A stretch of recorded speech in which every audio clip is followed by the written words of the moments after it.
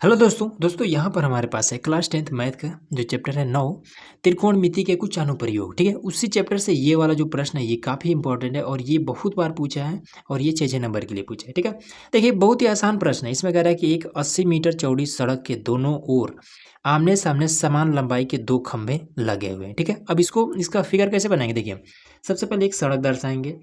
तो ये हमने एक सड़क दर्शा दिया। ठीक है, अब इस सड़क के इस छोर पे और इस छोर पे एक एक खंभे लगे हुए हैं। तो ठीक है भाई, एक एक खंभा लगा देते हैं और ये कहता है कि समान लंबाई के हैं। ठीक है, ये और ये दोनों एकदम से एक बराबर लंबाई के हैं।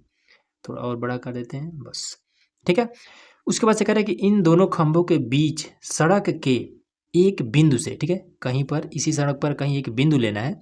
उसी बिंदु से खंभों के शिखर का उन्नयन कोण क्रमशः 60 डिग्री और 30 डिग्री है। ठीक है, अब ये वाला जो आपका 60 डिग्री है और ये जो 30 डिग्री है, ये चीज़ कैसे बनाएंगे?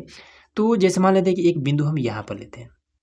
ठीक है, तो ये बिंदु इस खंभा के ज़्यादा नज़दीक है। ठीक है, तब यहाँ पर जो कोण बनेगा, उन्नयन कोण मतलब कि यहाँ पर कोण बन जाएगा यहाँ पर। ठीक है, तो जब बिंदु खंभा के ज़्यादा नज़दीक हो तो यहाँ पर आपको अधिक बनता है डिग्री। ठीक है ना, और जब बिंदु खंभा से काफ़ी दूरी पर हो तो यहाँ पर आपका जो डिग्री बनता है वो कम बनता है।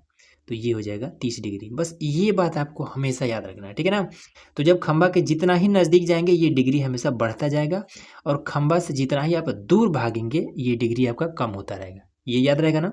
चलिए, अब इसके बाद से क्या कर रहे हैं, तो उन्नयन कोण क्रमशः 60 डिग्री और 30 डिग्री है। तो खंभों की ऊंचाई, ये जो खंभे हैं, ठीक है, दोनों बराबर है, इसकी ऊंचाई मान लेते हैं कि h मीटर है। तो ये अगर h मीटर है तो इसी के बराबर ये भी है, तो ये भी आपका h मीटर होगा। ठीक है, ये तो क्लियर बात है। और उसके बाद से ऊंचाई और खंभों से बिंदु की दूरी ज्ञात कीजिए। ठीक है, इस खंभा से और यहाँ तक बिंदु की कितनी दूरी है ये बताना है और इस खंभा से और इस बिंदु के बीच की कितनी दूरी है ये बताना है। ठीक है, और कह रहा है कि एक 80 मीटर चौड़ी सड़क, ये पूरा ये चीज़ एकदम साफ कर दिया है कि ये 80 मीटर का है।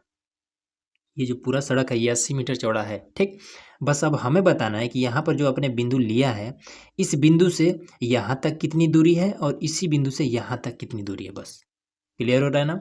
तो इसमें सबसे पहले दो त्रिभुज बन रहा है, एक त्रिभुज ये और दूसरा त्रिभुज ये। ठीक है, इस पहले एक बिंदु का नाम देते हैं, इसका नाम दे दीजिए ए, इसका नाम दे दीजिए बी, और ये हो जाएगा सी और ये हो जाएगा डी, और इसका भी कुछ नाम देते हैं, मान लेते हैं क्या, चलिए ओ ले लेते हैं। क्लियर हुआ। तो चलिए कौन सा त्रिभुज पहले हल करें।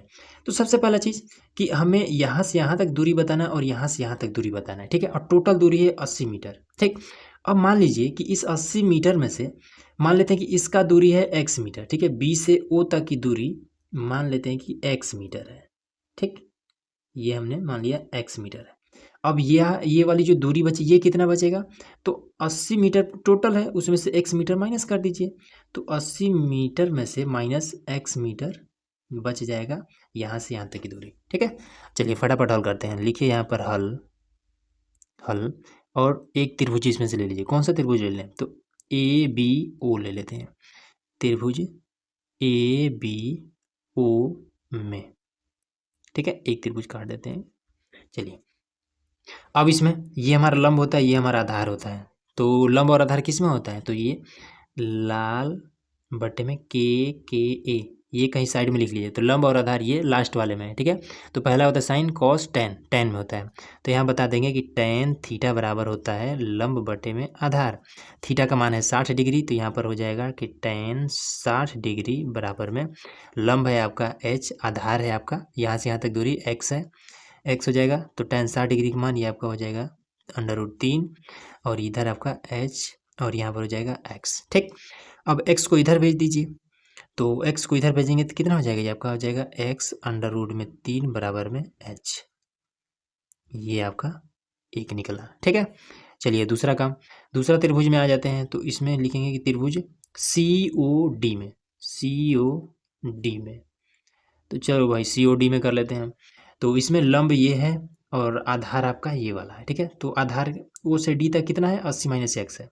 तो ये हो जाएगा टेन थीटा बराबर, यहाँ हमने लिख दिया ना। तो लंब और आधार किसे मिलता है, टेन ए मिलता है। तो डायरेक्ट यहाँ लग देते हैं कि टेन थीटा की जगह पे 30 डिग्री, और लंब है आपका h, आधार है आपका ये 80 माइनस का x। ठीक, तो टेन 30 डिग्री 1 बटे में √3 होता है, h बटे में हो जाएगा 80 माइनस का x। ठीक।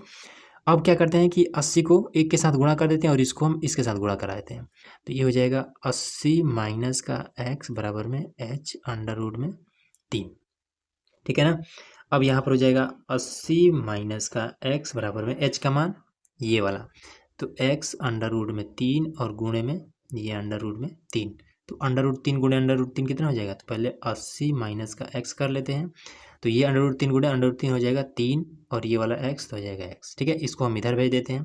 तो 80 बराबर में 3x और ये इधर आएगा तो प्लस में हो जाएगा x।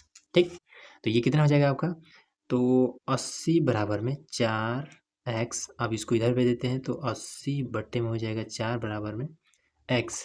तो 20 चौका 80, तो 20 बराबर में हो जाएगा x। ठीक, तो यहाँ से B से O तक की दूरी कितना निकला, तो बी ओ बराबर है, बी ओ हमने x माना है ना, तो x का मान कितना 20, तो ये हो जाएगा 20 मीटर। ठीक है, अब O और D बराबर, O और D बराबर कितना हो जाएगा, तो 80 माइनस का x का मान 20, तो ये हो जाएगा 20 बराबर में 60 मीटर। ये बात क्लियर हुआ ना। अब हम क्या कर लेते हैं, अब इसकी ऊंचाई, खंभे की ऊंचाई ज्ञात कर लेते हैं।